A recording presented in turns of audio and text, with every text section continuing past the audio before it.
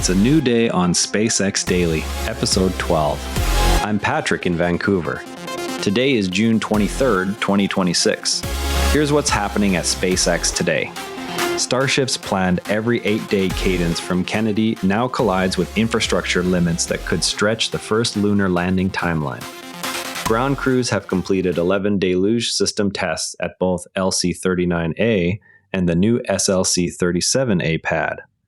The dual pad approach is intended to support the target cadence of one Starship launch every 8 days from Florida once regulatory approvals are in place.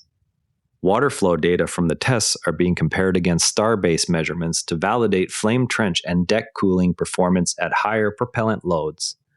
Mission architecture studies show that a single lunar landing profile requires 15 Starship launches, when tanker and depot variants are included.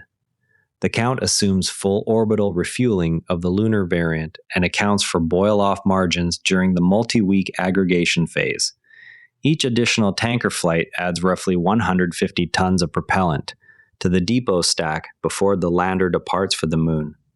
SpaceX has informed NASA that it intends to fly Starship from Kennedy every 8 days once the vehicle is operational. Current pad infrastructure, road access, and propellant storage at LC-39A fall short of the throughput needed for that rate. The gap is largest in liquid oxygen delivery capacity and in the ability to recycle the pad within 48 hours after a launch. While Florida pad limits shape near-term lunar timelines, SpaceX is already scaling the factory floor that would make those 15 launches affordable. Construction has begun on a dedicated Starship production hall sized for an annual output of 1,000 vehicles. The facility uses moving production lines and standardized fixtures that treat each ship and booster as interchangeable modules rather than bespoke spacecraft. Early tooling trials show that nose cone and tank section mating times have already dropped below the durations recorded at the original Starbase build site. The same production logic that makes lunar refueling plausible is also drawing attention from competitors. State-funded tooling tenders, a delivered stainless steel forging, and launch pad planning point to a new Chinese booster class sized between Falcon Heavy and Starship. The 7 meters diameter would allow roughly 2.5 times the propellant volume of a Falcon 9 first stage, while remaining compatible with existing Chinese launch infrastructure. Early documents do not yet specify engine count or recovery method, but the stainless steel choice mirrors SpaceX's shift away from aluminum-lithium alloys. Observers note the timeline remains uncertain because no test hardware has flown. Satellogic has entered a partnership with SynMax to develop intelligence services tied to the Merlin constellation. The two companies will combine Satellogic optical satellites with SynMax analytics tools. Their goal is to offer persistent monitoring products aimed at defense customers. Merlin is positioned as a higher revisit constellation compared with existing commercial systems. It targets gaps that exist between single image purchases and full government satellite programs. Specific contract terms have not been released publicly. Both organizations point to growing demand for ongoing regional observation instead of occasional imaging requests. The announcement was reported by Space News. Away from the pad and factory, SpaceX's compute business is quietly expanding. Elon Musk's Terafab concept would place 1 terawatt of AI accelerators in orbit aboard Starship-derived platforms, shifting power and thermal management into the vacuum environment. On the AI front, Reflection AI signed a compute capacity agreement with SpaceX valued at up to $6.3 billion, giving the startup access to NVIDIA GB300 GPUs at the Colossus II facility beginning July 1. SpaceX confirmed a third large-scale compute contract at Colossus, this one also with Reflection, at a monthly rate of $150 million. Lab Padre's June 22 Starbase update shows the first stacked Ship 39 vehicle undergoing final tile inspections ahead of a planned static fire campaign. Observers note that the heat shield layout on Ship 39 uses a revised tile attachment pattern not seen on earlier ships.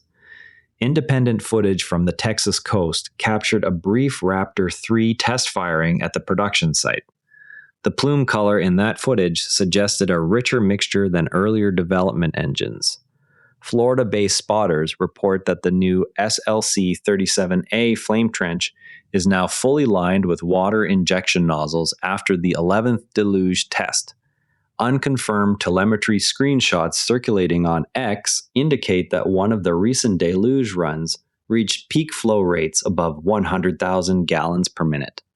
One thing worth watching is that Kennedy Space Center's existing roads, cryogen storage, and pad turnaround infrastructure are not sized for an 8-day Starship cadence, according to internal NASA assessments. Closing that gap would require new propellant pipelines and a second flame trench, neither of which is funded in the current fiscal year.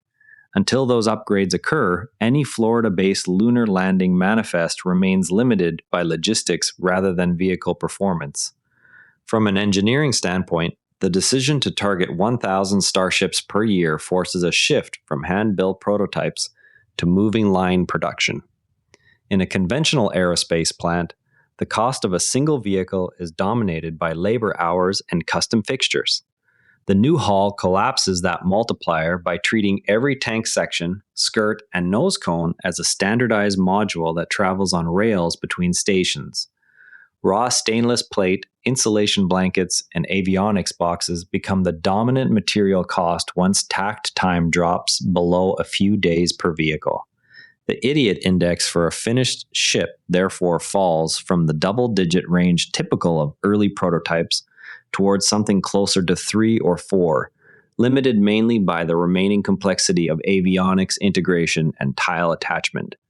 That reduction is what makes the 15-launch lunar profile even conceivable.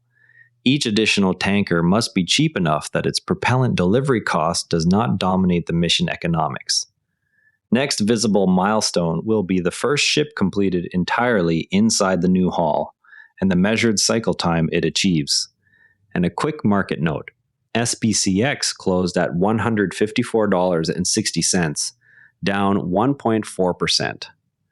Before we go, watch for the first ship completed entirely inside the new hull and the cycle time it achieves once production ramps. That covers everything worth knowing about SpaceX today.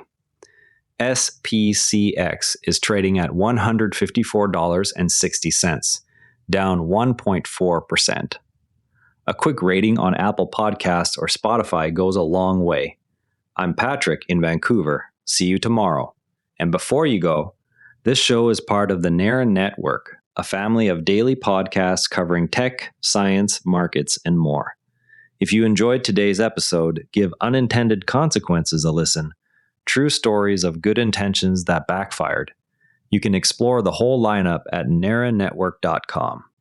This episode used AI voice synthesis of my voice. Editorial selection and analysis are my own.